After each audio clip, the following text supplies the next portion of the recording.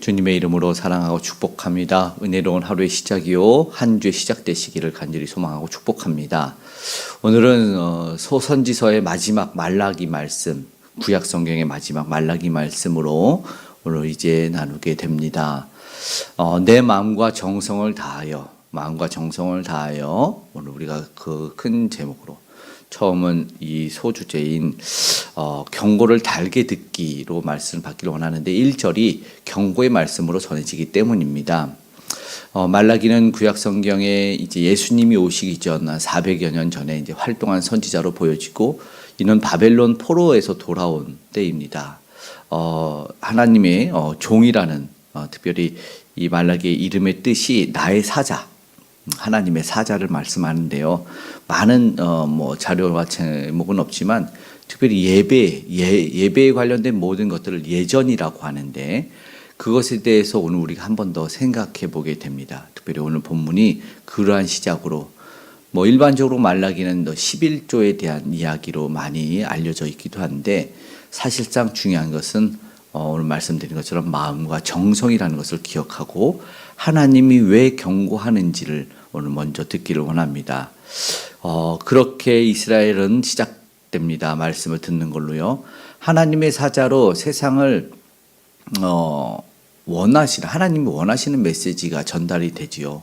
그런데 축복의 말씀과 좋은 말씀만 좋으면 좋겠지만 오늘은 경고다라는 것이 사실은 어떻게 이스라엘 편인 하나님 편에서 보면 좀 달갑지 않은 말씀일 수도 있습니다. 그러나 오늘 우리가 겸손히 하나님이 내가 듣고 싶은 말씀이 아니라 하나님이 하시고자 하는 말씀을 들을 수 있는 그런 마음 또 그런 귀를 열 수 있기를 간절히 소망합니다.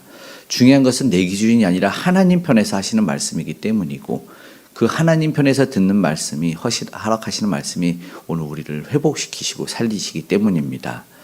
오늘 다시 한번 우리의 삶도 하나님이 전하시고 쓰실 만한 삶이 되기를 소망하는 마음 가운데 보기를 원하는데요. 처음에 말씀 이제 1절의 경고를 지나 2절에 보니 여호와께서 이르시되 내가 너희를 사랑하였다 이렇게 말씀하는데 백성들이 바로 따지듯이 하나님 어떻게 2절에 우리를 사랑하였습니까? 라고 반문하는 겁니다. 좀 어떻게 보면 당황스러운 말씀인데 이해가 되는 것은 당시 포로에서 돌아와서 예루살렘 고국으로 돌아왔는데 이제 포로 돌아온 기간이 총 100여 년이지만 70년의 정확한 포로를 마치고 돌아온 이 이스라엘 유다 예루살렘의 형편은 말이 아니었던 거죠. 그러니까 성전을 재건하다가 학개 선지자의 앞에 보았을 때는 중간에 포기를 한단 말이죠. 성벽 재건하고 성전을 재건함에 있어서 되게 힘들고 이게 뭔가 하는 일이 하나님이 불러서 다시 보여주셨는데 낙심하고 원망하는 일들이 안 생길 수가 없었을 것입니다. 사실은 우리도 그렇지 않습니까? 보통 하나님을 믿지 않는 자들이 더 잘 되는 것 같고 나 열심히 섬기고 믿는데 왜 나는 이렇게 힘들고 곤고함은 계속될까 하나님에게 사실은 묻기도 하고 따질 수도 있는 그런 형편이 있을 수 있어요. 그러나 하나님은 이 상황 속에서 2절에 보면은 야곱과 에서의 비유로 말씀을 하십니다. 왜 장자가 에서였는데도 불구하고 이 야곱을 사랑했다는 것은 하나님의 은혜였거든요. 하나님의 주권적인 선택 그리고 이 에서라는 사람을 어떻게 하는지 그 민족을 황폐하게 하였다. 그러니까 하나님이 하나님의 뜻대로 하였기 때문에 사실은 선택받은 자의 입장에서는 그저 감사할 수밖에 없었던 것이죠. 왜냐하면 자기의 힘과 자기의 능력으로 인해서 장자의 그리고 하나님의 복을 받은 것이 아니었기 때문이라는 것이죠. 결국 하나님께서는 오늘 우리가 통치자가 되고 그 백성이 됨으로 말미암아 허락하신 은혜와 복을 받고 누릴 수 있다는 그 사실만으로 감사할 수 있어야 되는 것입니다. 그래서 지금 잠시 응답이 없는 것 같고 내가 바라고 원하는 것이 내 앞에 툭툭 떨어지지 않을지라도 우리는 믿음 가운데 살아갈 수 있기를 우리는 소망해야 하는 것입니다. 하나님은 결코 우리를 저버리지 않으시는 오늘도 변함없이 우리의 영원한 통치자 만왕의 왕이라는 것을 기억했으면 좋겠습니다. 근데 이어지는 말씀을 보면은 또다시 책망으로 이어지는 거예요. 두 번째 오늘 우리가 생각하기는 경고를 달게 듣고 책망받지 않기를 기도했으면 좋겠는데요. 제사장들이 6절에 책망을 들어요. 내 이름을 멸시하는 제사장들아 6절에 말씀하는데 참 안타까운 말씀이죠. 여기서 하나님은 주인이시고 하나님은 아버지 아니시냐. 그러니 공경해야 되고 두려워해야 되지 않느냐. 이 당연한 말씀을 하는데 또다시 뭐라고 반문하냐면 우리가 하나님을 언제 멸시했는데요. 따지는 거예요. 안타깝게 깨닫지 못하고 듣지 못하는 것이죠. 그리고 우리의 삶 속에서도 우리는 그리스도인이라고 말하는데 그리스도인다운 삶을 보여주지 못하고 드러내지 못하니 사실은 그 삶 속에서 하나님을 경배하고 경외하는 삶이 나타나야 되는데 그러지 않으니 안타까운 거죠. 주 예수 그리스도를 믿는 믿음 안에서 십자가가 자랑이 되고 그 보혈의 공로 의지에서 살아가고 우리는 아무 공로 없지만 믿음으로 말미암아 구원받음이 그저 감사함으로 그래서 삶의 겸손함이 드러나야 되는데 그러지 못한다라는 것이죠.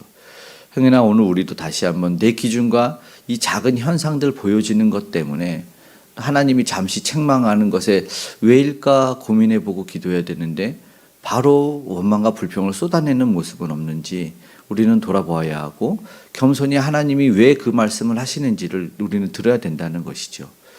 주님은 우리를 사랑하사 가장 좋은 가장 사랑하는 독자를 십자가에 못 박아 내주신 분이라는 것이죠. 그 하나님은 사랑이 전제가 돼서 우리는 보고 말씀을 드려야 됩니다. 7절에 보니까 그들이 무엇을 잘못했냐면 하나님 앞에 제단에 더러운 떡을 드렸다는 거죠. 그러니까 다시 언제 그렇냐라는 거예요. 8절에는 뭐라고 말씀합니까? 오늘 8절에 보니까 너희가 식탁을 경멸했고 8절에 눈먼 희생의 제물 이어서 계속 말씀하죠. 병든 것, 저는 것, 이 악한 것 드렸어요. 왜냐면 하나님께 드리는 것 어차피 금방 타서 없어질 텐데 그냥 병든 제물 드리죠. 근데 출애굽 이후에 백성들에게 하나님이 온전한 제물을 가르쳤어요. 젖는 것 병든 것 안 된다. 하나님이 사실은 제물을 보시는 게 아니라 마음과 정성을 보시는 건데 하나님이 오죽했으면 이 당시에 이제 돌아왔어도 포로에서 돌아왔어도 이 바사 제국의 총독이 이 자리하고 있었기 때문에 하나님이 8절에 너 그거 총독에게 드려봐라. 하나님 그 총독이 기뻐 받겠냐? 너희를 받겠냐? 이렇게 말씀하는 것이죠. 무엇을 잘못했는지 보라는 것이죠. 자신들의 생각에 아까웠던 거죠. 온전한 제물은 자기들이 마음대로 쓰고 이거 사실 사울왕이 했던 실수였는데 이 제물이 아니라 사실 하나님이 마음을 보시는데 그거를 몰랐던 거죠.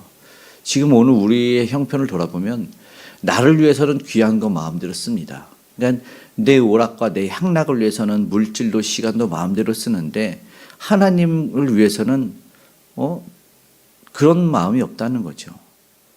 하나님한테는 절약을 해요. 안타깝죠. 마음이 없습니다. 근데 오늘 우리를 사실 돌아봐야 된다는 겁니다. 사실은 재물이 많고 적음이 중요한 게 아닙니다. 마음을 담아서 하나님이 받으시기를 기뻐해야 된다라는 것이죠.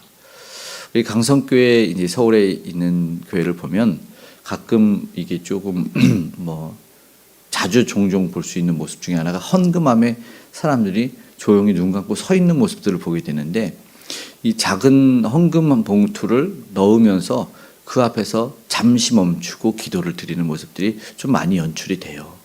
원로 목사님이 가르쳐서 그렇겠지만 그 작은 것 드림에 있어서도 하나님이 기뻐 받아주시고 그 순간만이라도 하나님께 그 마음과 정신을 드리는 모습들이 그 서서 눈 감고 기도하는 모습 속에서 그냥 느껴집니다. 그러니까 최소함의 드림에 있어서도 하나님이 이 예물을 기쁘게 받아주십시오라는 그런 느낌 마음이 전달되고 있어요. 그래서 짧지는 않지만 오늘도 간절하게 받아주시기를 우리는 기도했으면 좋겠고 그런 마음이 있었으면 좋겠습니다. 오늘 하나님이 오늘 우리가 하나님 얼마나 더 생각하고 있는지 오늘 다시 한번 중요한 것은 정성과 사랑을 주님께 들을 수 있기를 기도하기를 책망이 아니라 칭찬듣는 저와 여러분 되기를 소망합니다. 이어지는 10절에서부터의 말씀은 사실은 조금 더 세서 저주받지 않기를 원합니다. 마지막에 사실은 그렇게 끝이 나거든요. 14절에 저주를 받으리니 이런 경고의 말씀이 조금 센 표현이라고도 할 수 있죠. 10절에서 11절에는 하나님의 마음이 느껴지는데 내가 차라리 성전문이 닫아줄 사람이 있으면 좋겠다는 거예요. 그러니까 하도 그런 제물을 드리니 하나님 차라리 아예 드리지 않도록 성전문을 닫아버렸으면 좋겠다는 거예요. 마음 없는 예물 하나님이 받으시겠냐라는 것이죠. 우리 삶에서의 온전한 예배가 하나님께 드려지고 있느냐. 이 상황을 방치하고 있는 제사장들이 책망을 듣는 게 당연한 거고, 하나님이 오죽했으면 오히려 이방 민족들이 각처에서 하나님께 제물을 가지고 온다라는 말씀을 하네요. 이 교만한 이방 백성 차라리 이스라엘 백성을 안 받고 겸손한 이방 백성을 내가 받겠다. 이렇게 11절에 말씀하고 있죠. 이방 민족 중에서 크게 될 것이다. 내 이름이. 오죽했으면 하나님이 이런 말씀을 합니까? 그리고 실제로 이방 민족을 구원해서 오히려 이스라엘의 자극이 되게 하시는 것이죠. 너무나 안타깝게 교만한 이스라엘, 그러나 겸손한 이방. 오늘 우리는 생각해 볼 수 있게 되는 것이죠. 예수님도 천국잔치에 비유해서 말씀했습니다. 초청받지 않은 자들로 내 잔치를 채울 것이다 말씀합니다. 하나님 미리 초대했는데 그들이 오지 않고 나 내일 바쁘다고 하나님의 초대를 무시해버리는 거예요. 결국에 길거리에 있는 사람들 갖다가 하나님의 잔치를 채운다라는 예수님의 비유가 경고죠. 오늘 우리는 하나님에게 멀어질까 떨어질까 두려워하는 마음이 있고 하나님이 내 삶을 기쁘게 받아주시기를 그런 마음으로 살아야 되는 것이죠. 12절에 13절도 사실은 하나님이 정말 그 식탁 때문은 아니다라는 거예요. 그러나 식탁에 비유를 하죠. 너희가 뭘 드렸냐면 훔친 것과 저는 것, 병든 것 가져왔다고 말하죠. 하나님의 이름을 더럽힌 거거든요. 하나님이 그것을 말씀하죠. 이게 사실 말라기의 이 마지막의 메시지가 그런 겁니다. 이러고 예수님이 오시기까지 한 400년의 침묵을 거치면서 그들이 회복되기를 바랬는데 사실은 그러지 못한 가장 어두운 시기에 예수님이 오신다고도 볼 수 있는 것이죠. 그 마음이 소원해졌어요. 소홀해졌다는 것이죠. 부정한 하나님이 볼 때 부정한 수억 원의 재물을 받으실까요? 그렇지 않다는 거죠. 오히려 성실하고 정직하게 드리는 그 성도의 일원을 가치 있게 기쁘게 받으시는 분이라는 것을 우리는 기억했으면 좋겠습니다. 그리고 교회와 어쩌면 목회자가 그걸 알까요? 모릅니다. 받으시는 분은 하나님이시기 때문에 하나님은 다 알고 있어서 예수님이 두 렙돈을 칭찬하셨던 거가 맞습니다. 그렇게 14절 오늘 말라기 1장 14절은 그렇게 끝이 납니다. 너희는 뭐래요? 흠 있는 것으로 속여 드리는 자는 뭐래요? 저주를 받으리니 이렇게 말씀합니다. 하나님이 아시죠? 부디 우리는 온전한 마음과 정성을 하나님에게 드렸으면 좋겠습니다. 그럴 때 우리는 복을 기대하시고 은혜를 기대하면 됩니다. 우리 마음속에 하나님을 두려워하는 겸손한 우리는 이방 민족들 그렇게 생각했으면 좋겠습니다. 교만한 이스라엘 선택받은 민족이라고 하지 말고 하나님이 받으시고 사랑하시는 저와 여러분 됐으면 좋겠습니다. 하나님 우리를 사랑하사 가장 귀한 흠없는 제물 예수 그리스도를 우리를 위해 드렸다는 사실을 기억하고 나는 오늘 우리 하나님을 위해서 어떤 정성과 마음을 가지고 한 걸음 나아갈까 고민하고 기도하는 오늘 하루와 한 주의 출발 되시기를 간절히 소망합니다. 아멘. 기도하겠습니다. 사랑의 아버지 하나님 고맙고 감사합니다. 이루 말할 수 없습니다. 오늘도 하나님의 놀라운 사랑과 오늘도 하나님의 은혜로운 통치를 찬양하고 감사와 경배를 드립니다. 오늘 우리 연약과 부족을 용서하여 주시옵소서. 알고 깨닫지만 돌아서서 또다시 아버지 저는 것과 더러운 아버지 하는 것들을 아버지 하나님 받으시겠지라고 아니란 마음 속에서 죄된 마음 속에서 생각하진 않는지 우리를 겸손하게 돌아볼 수 있도록 아버지의 마음 허락하여 주시옵소서. 우리를 위해서 가장 귀한 예수 그리스도를 십자가에 내어주신 하나님의 사랑 알고 깨닫기를 원합니다. 오늘도 우리를 위해서 구원하시고 그 피를 쏟아내신 예수를 생각하며 그 구원의 능력이 더 많은 영혼들을 살려낼 수 있기를 소망하며 기도합니다. 저들이 들고 있는 총칼이 내려지고 저들이 입술의 불평과 불만과 원망이 떠나가기를 원합니다. 감사와 찬양이 우리의 마음과 입술에 있게 하여 주시고 그래서 복음을 전하는 이들 예수 그리스도를 전하는 선교사님들 오늘 복음 전도자들에게 그 은혜와 능력이 넘치게 하여 주시옵소서.